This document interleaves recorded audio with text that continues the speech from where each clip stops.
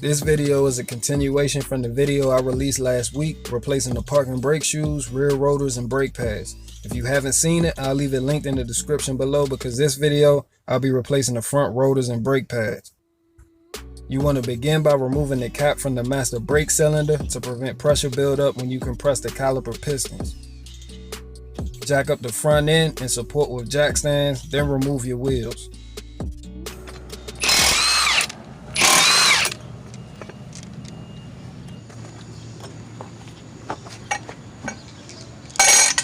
Then you want to remove the two caliper bolts. In my case, I'll be using a 13mm socket.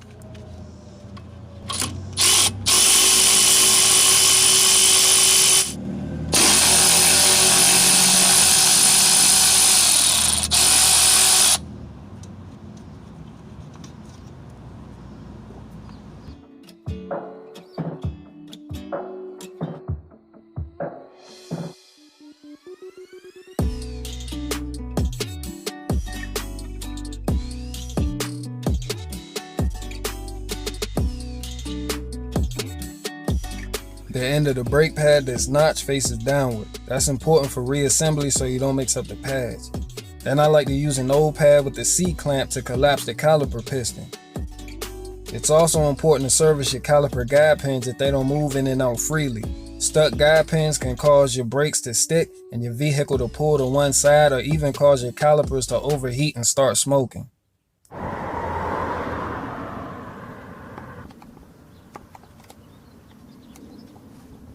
You should be able to remove the guide pins by hand, but if they're stuck like this one, you'll need to use a screwdriver or pliers for removal.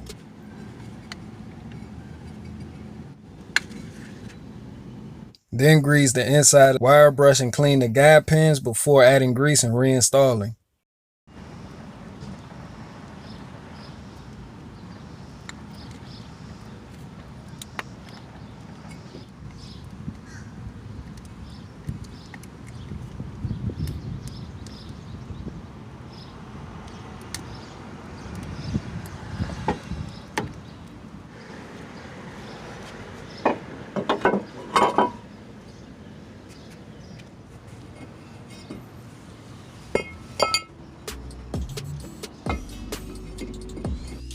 These rotors are zinc plated from the factory to inhibit rust, so there's no packing grease to wipe off before installation, but I feel better cleaning them off anyway.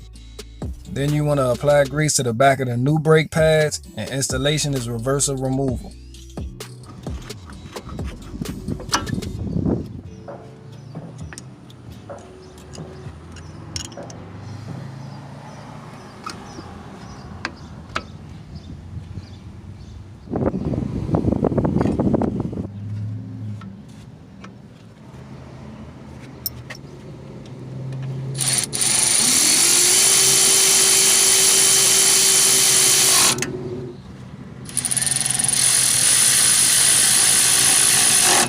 So these drilled and slotted rotors feature chamfer drill holes that prevent cracking or reduce temperature, which extend your brake life.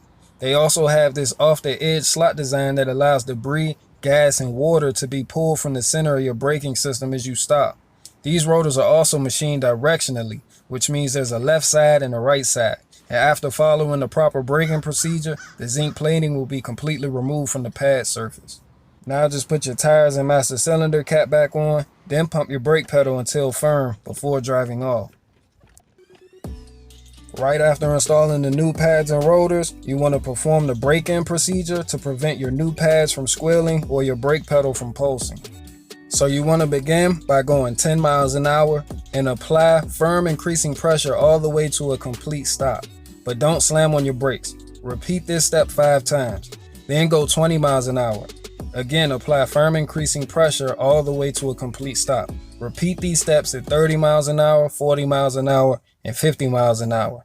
If pad squeaking occurs, allow rotors to completely cool and repeat the above braking procedure.